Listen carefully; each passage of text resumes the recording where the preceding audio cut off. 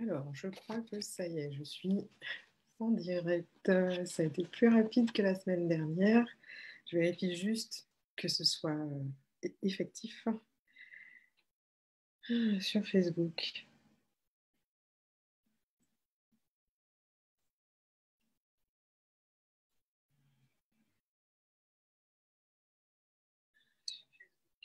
Ok.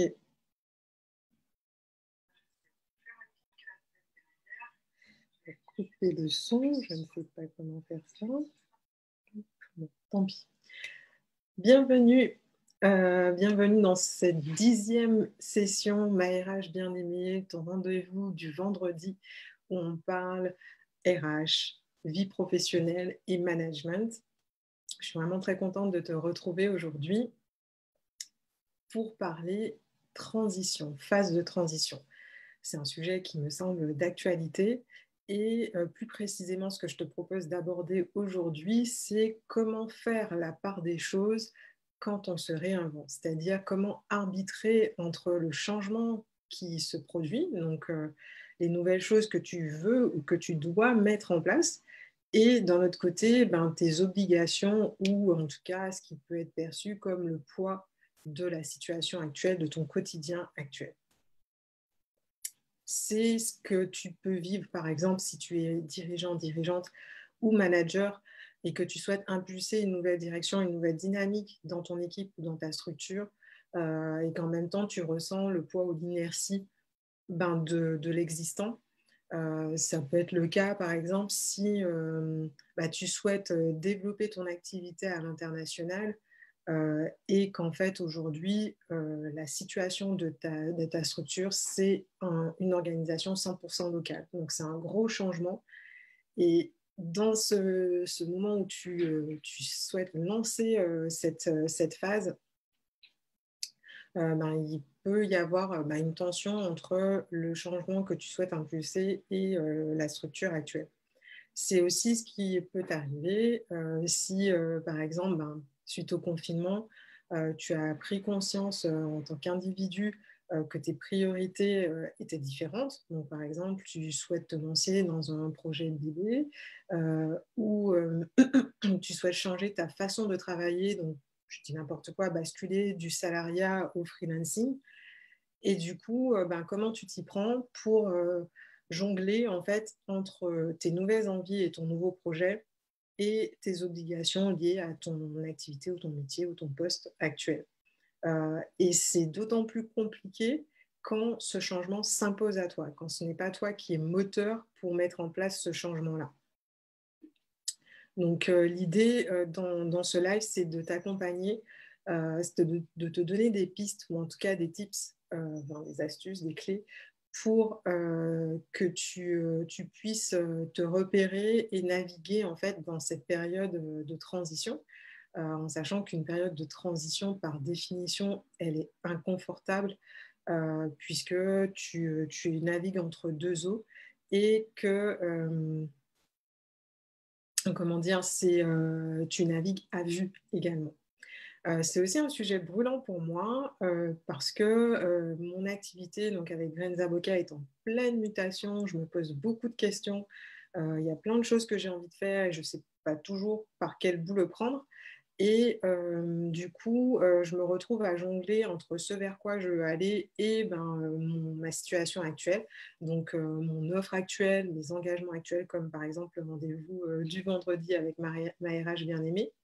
Bref, ce que je te décrivais tout à l'heure, c'est exactement ce qui se passe pour moi. Et ce que je te propose de te partager pendant le live, ce sont les apprentissages et les observations que moi j'ai fait ces dernières semaines et qui m'aident en tout cas à continuer d'avancer et à ne pas me tomber dans le piège, comme je le disais dans le descriptif de la vidéo, tomber dans le piège de l'inertie et de la lourdeur. Si on ne se connaît pas, moi, c'est Christelle Rosinet de Graines Avocat. Je suis consultante en ressources humaines et en évolution professionnelle.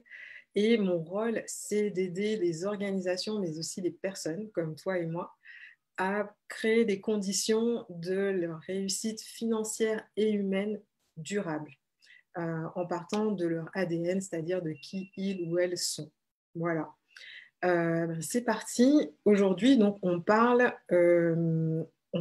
transition et surtout comment vivre et traverser cette transition de façon constructive ou positive pour toi.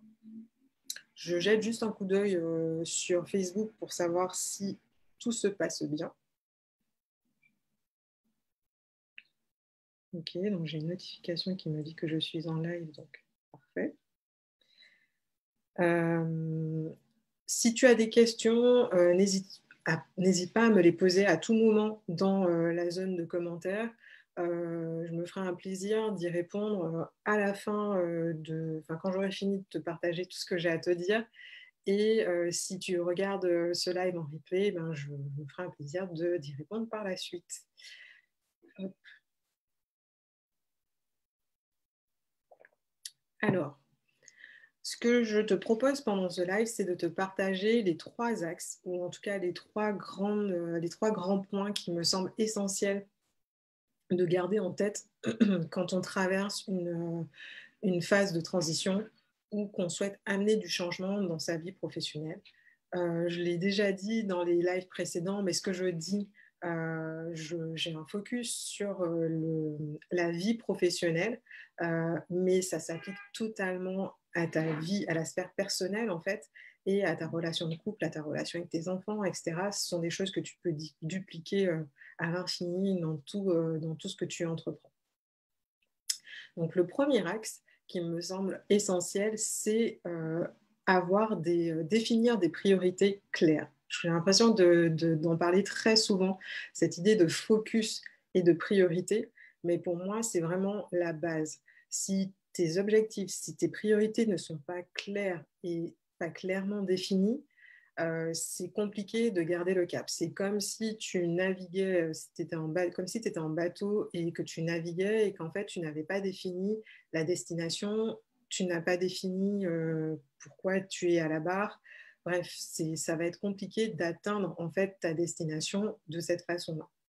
Donc l'idée, quand je parle d'avoir des priorités claires, c'est à la fois d'avoir de la clarté sur tes objectifs, mais aussi sur les points sur lesquels tu vas concentrer tes efforts et ton énergie tout au long de ton avancée. Ça te permet en fait de t'alléger, de désencombrer du moins à la fois ton cerveau, bref, ton mental et ton quotidien.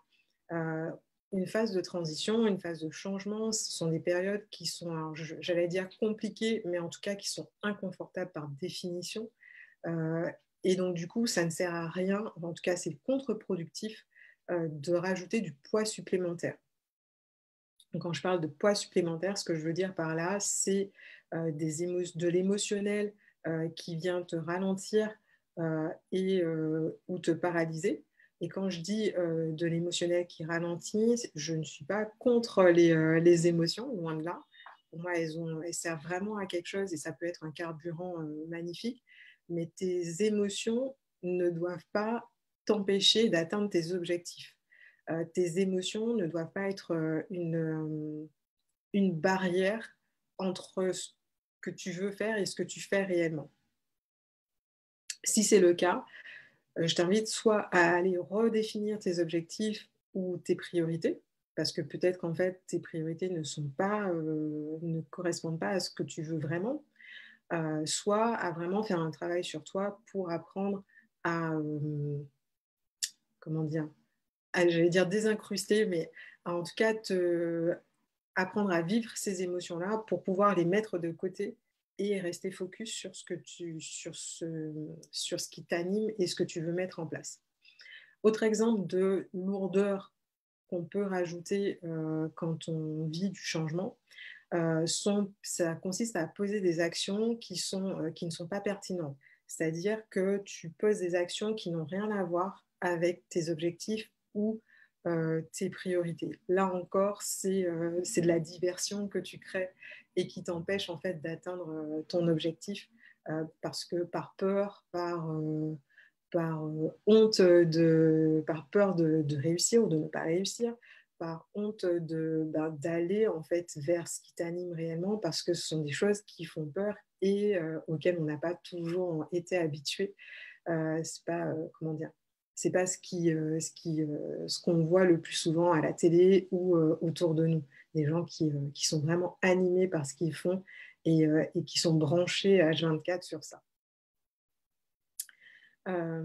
Du coup, pour t'assurer de rester vraiment focus sur tes priorités et tes objectifs, ce que je t'invite à faire, c'est te faire, soit avec toi-même, soit avec ton équipe, des points réguliers pour à la fois avoir de la clarté sur les objectifs que vous obtenez tout au long du process. Donc, oui, avoir de la clarté sur les objectifs, soit rester vraiment dans cette démarche de lessons learned ou de REX, retour sur expérience, c'est-à-dire régulièrement prendre un espace de recul sur, OK, on a mis ça en place, qu'est-ce qui marche et qu'est-ce qui ne marche pas. Ça permet à la fois de capitaliser sur ce qui fonctionne et d'un autre côté, de faire le tri et d'ajuster pour ce qui ne fonctionne pas ou pas assez. Surtout, n'hésite pas à me dire comment ça te parle, ce que je te partage, et surtout, et aussi comment toi tu t'y prends quand tu es dans une phase de changement. Le deuxième axe que je te propose d'aller regarder, c'est la façon dont tu fais des choix. Parce que donc, la première étape, selon moi, c'est de poser des priorités qui sont claires pour ensuite, dans un deuxième temps, faire des arbitrages éclairés.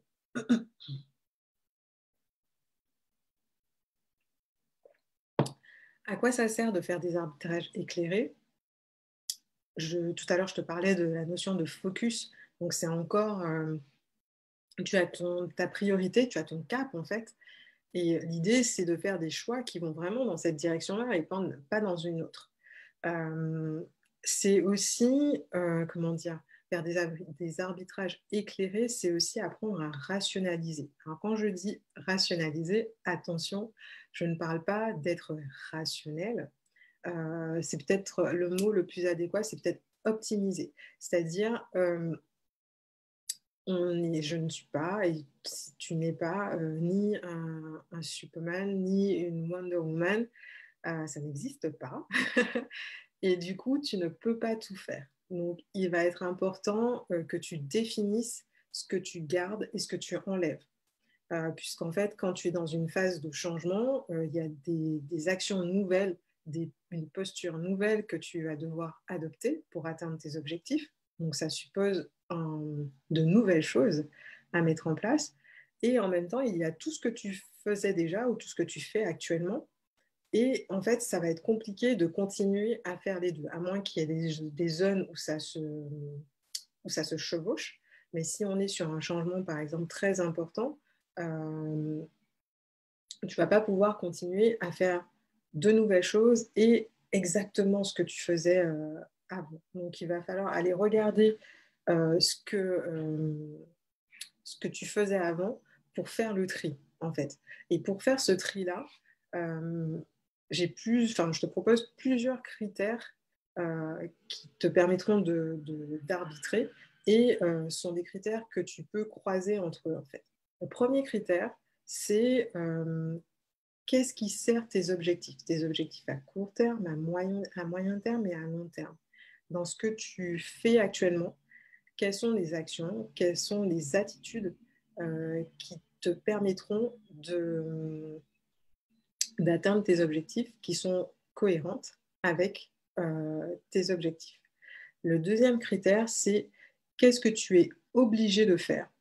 Ce que j'entends par là, c'est deux choses. Il y a à la fois ce que tu es le ou la seule à pouvoir faire, et donc là, dans un premier temps, il va falloir quand même que tu continues à faire ça, et il va falloir aussi, si c'est quelque chose que tu ne souhaites pas continuer à faire, ça sera intéressant de voir comment tu peux enlever ça de ta charge, soit en formant quelqu'un, soit en externalisant, etc. Bref, donc ce que tu es le ou la seule à savoir faire et ce que tu es vraiment obligé de faire. Et quand je parle d'obligations, ça peut être des obligations légales, des obligations par rapport à ton poste. Donc, si aujourd'hui, par exemple, tu es salarié et dans ton descriptif de poste, dans ta fonction ou ton rôle, il y a cette activité que tu es tenu de faire, ben, c'est un impondérable et il va falloir que tu continues de le faire. Bref, quand je parle d'obligations, c'est au sens large et donc je t'invite à aller regarder quelles sont tes obligations ou tes contraintes.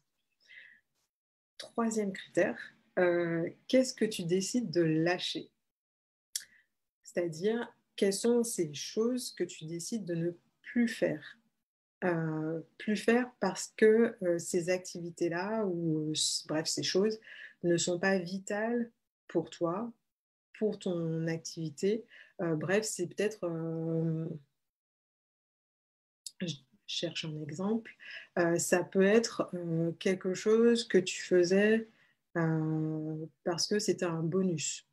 Alors, un exemple, bref. Si par exemple, tu travailles dans un café et tu t'astreignais à, je sais pas, à rajouter un ingrédient ou une étape chaque fois que tu servais un café. Voilà, donc je sais pas, ça peut être essayer de repérer un élément particulier chez ton client et lui communiquer ça au moment où tu lui remets son café. Si ça n'a pas de valeur ajoutée, si tu as constaté que ça n'a pas de valeur ajoutée, que du coup, ce n'est pas vital pour l'activité servir un café, et que tu es dans une démarche où tu souhaites changer ta façon d'interagir avec tes clients, ben, peut-être que tu peux arrêter de faire ça et le remplacer par autre chose. Voilà. Je ne suis pas sûre d'avoir choisi le meilleur exemple, mais j'espère que ça te parlera. N'hésite pas à me le dire en commentaire ou à me donner toi des exemples de ce que tu pourrais lâcher ou arrêter de faire. Le quatrième critère que je t'invite à utiliser en fait pour arbitrer sur ce que tu gardes et ce que tu arrêtes de faire, c'est qu'est-ce que tu peux déléguer ou sous-traiter. Donc c'est la suite en fait du critère précédent. Donc voilà, aller explorer en fait quelles sont ces activités ou ces postures, ces attitudes que tu avais adoptées et qui ne sont pas indispensables pour ta fonction ou tes objectifs. Et que du coup, tu peux, et si elles sont obligatoires, elles sont nécessaires, que tu peux déléguer ou sous-traiter ou externaliser, bref, trouver une solution pour que ce ne soit plus à toi de réaliser ces actions-là. Une fois que tu as défini donc, ce que tu gardes, ce que tu arrêtes de faire, il va falloir lâcher. Quand je dis lâcher, c'est tu as pris une décision de faire cet arbitrage, donc il faut t'autoriser, en fait, te donner le droit à toi-même d'arrêter de faire. Et pourquoi j'insiste sur ça? C'est parce que ça peut paraître très simple et très basique, mais au final, c'est parfois ce qu'il y a de plus difficile à faire. Arrêter de faire quelque chose et lâcher. Parce qu'il peut y avoir énormément de jugement ou d'inconfort quand tu renonces à quelque chose. Et si tu te rends compte que c'est vraiment compliqué pour toi de lâcher, en fait, je t'invite à retourner à la première étape, donc sur tes priorités, pour pouvoir les ajuster. Parce que si tu as énormément de difficultés ou si dans les faits, tu te rends compte que tu n'y arrives, tu ne t'en sors pas, c'est peut-être parce que tes priorités étaient mal définies ou que tu avais loupé quelque chose ou parce que tu te racontes quelque chose et que tu as vraiment, en fait, il y a quelque chose qui se joue pour toi par rapport à cette activité-là ou par rapport à ce point-là. Et ça sera intéressant d'aller regarder un peu plus en détail pour dénouer ce qui te retient à ce niveau-là.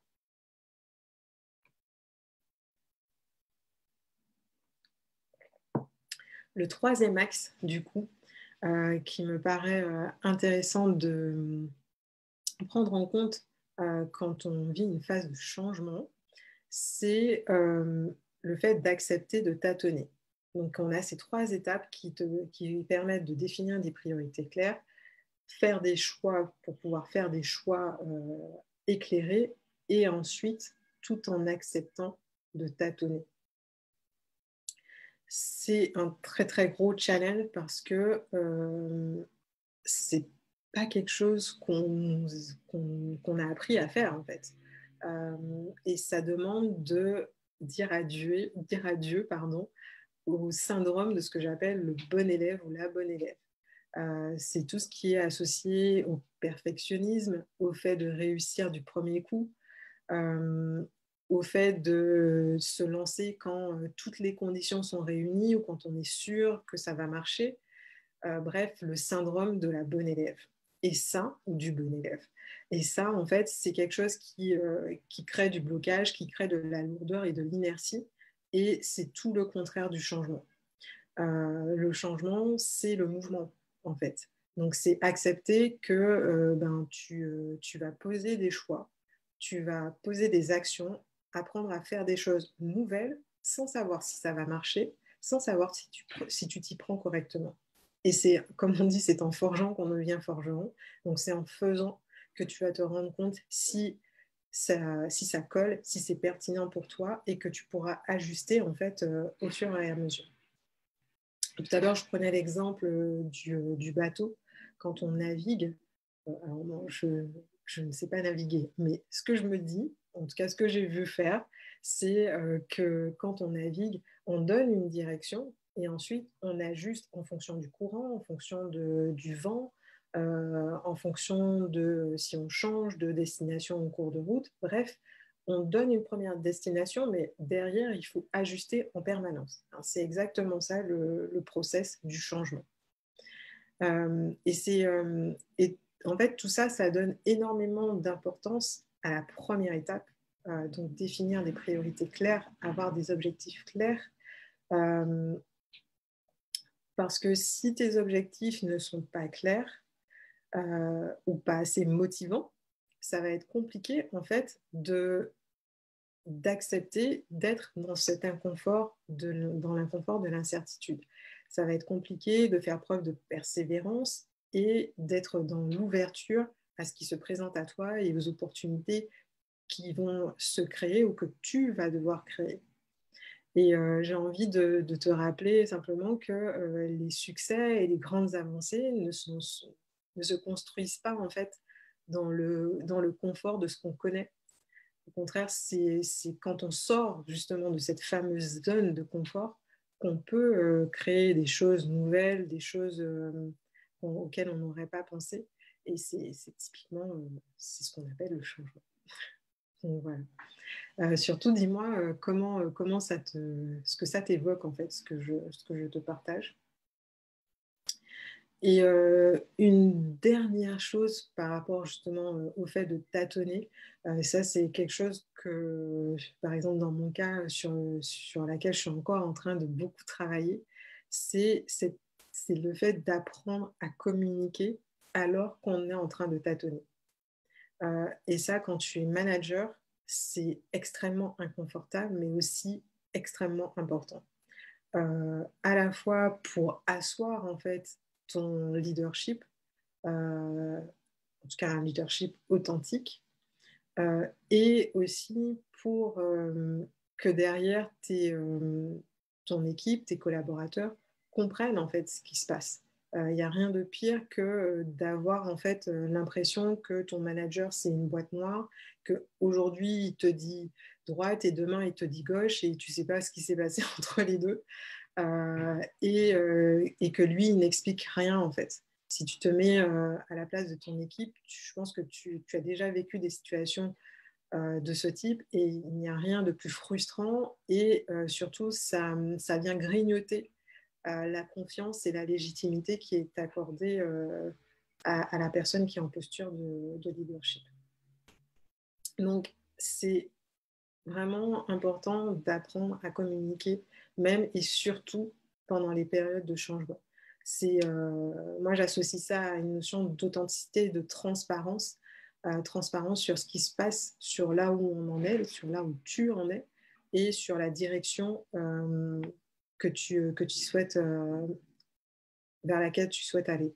Derrière, si enfin, tout ça, c'est cohérent. Si tu as mis en place une dynamique avec ton équipe ou ton organisation, une dynamique de retour sur expérience, comment dire, c'est un process qui est déjà en place et qui permet à la fois de communiquer sur là où on en est, sur ce qui marche pas, et sur les éventuelles hésitations. Quand je dis hésitation, c'est que ce soit clair pour ton équipe, pourquoi aujourd'hui on avait cette direction-là, et puis demain on ajuste un peu le coche pour ajuster. Et derrière, ça leur permet aussi de se saisir et d'être réellement acteur, d'être vraiment dans la prise d'initiative et pas juste en mode passif. Voilà ce que je voulais te partager sur ces 3 grands axes. Dis-moi en commentaire comment ça te parle. Je vais jeter un petit coup d'œil sur Facebook pour voir s'il y a des questions auxquelles je répondrai juste après.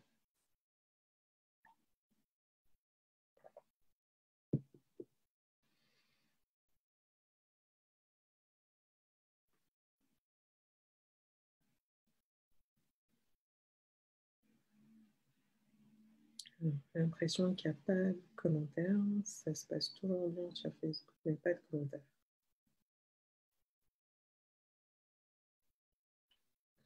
Ok.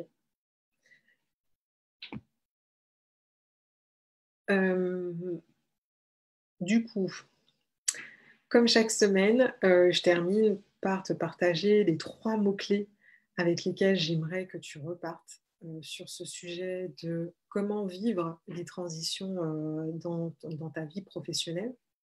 Le premier mot-clé, c'est la simplicité. Simplicité à la fois dans les actions que tu poses, dans les attitudes que tu adoptes. Pas besoin de rajouter de la lourdeur, fais au plus simple, et surtout fais au plus simple pour toi. C'est ce qui te permet de poser des actions une à une pour ensuite ajuster et pouvoir rectifier le coche et avancer en fait sur comment dire, journey, sur ce process de changement. Simplicité aussi dans la façon dont tu vis les choses. En début de live, je parlais de la notion d'émotionnel. Pas la peine en fait de rajouter de l'émotionnel, d'être dans la surréaction, dans la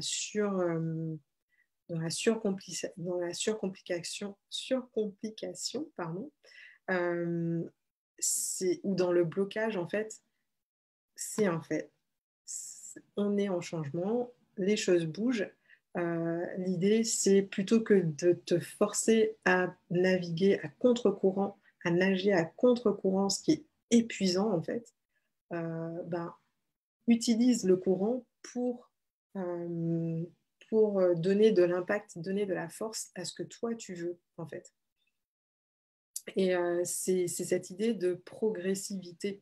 Les choses ne se font pas en une seule fois, et ça demande de la répétition, ça demande de la patience et ça demande des actions. Ce sont des petites actions qui donnent des grands changements.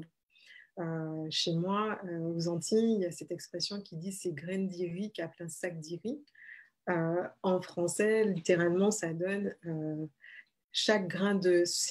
avec chaque... Enfin, c'est grain de riz après grain de riz qu'on remplit un sac de riz, en fait. En gros, Rome ne s'est pas faite en un jour. Donc, accepte que les choses se fassent progressivement et que ce soit one step at a time. Deuxième mot-clé, le choix. Arbitrer, poser des choix. Donc, c'est parfois très compliqué et surtout, accepter de poser des choix sans certitude. C'est voilà, avoir l'impression de sauter d'une falaise chaque fois que tu prends une décision, c'est totalement effrayant ou excitant. Ça dépend de comment tu vois les choses, verre à moitié vide ou à moitié plein. mais c'est comme ça. Et plutôt que d'attendre en fait que les planètes soient alignées et que tu y vois clair sur toute la ligne, euh, avance en fait dès aujourd'hui avec ce que tu as à ta disposition là dès maintenant. On n'est jamais complètement démuni. Troisième mot-clé, focus, encore une fois. Focus, parce que c'est là où tu mets ton attention que c'est dans cette direction-là que tu iras. Je te rappelle la citation de Tony Robbins qui me parle énormément en ce moment, c'est Where focus goes, energy flows. En français, ça donne là où tu mets ton énergie, va là où tu mets ton attention. Donc, cette idée de cohérence entre là où tu mets ton attention et là où tu mets, tu mets là où va ton énergie. C'est ce qui te permet ensuite de donner de l'impact et d'avancer. Voilà.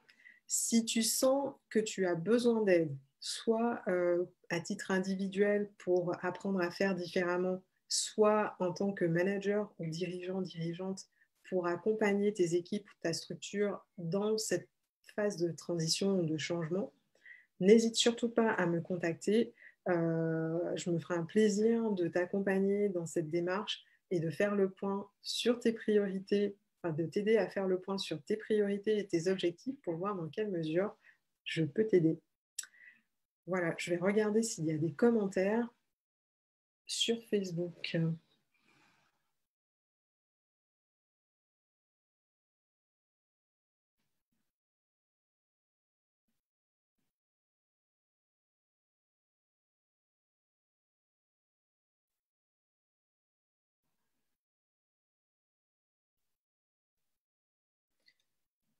Alors non, pas de commentaires, il me semble.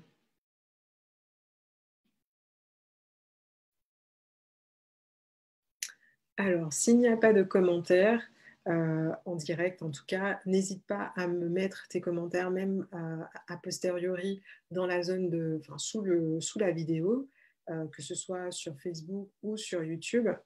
Et je me ferai un plaisir d'y répondre par la suite.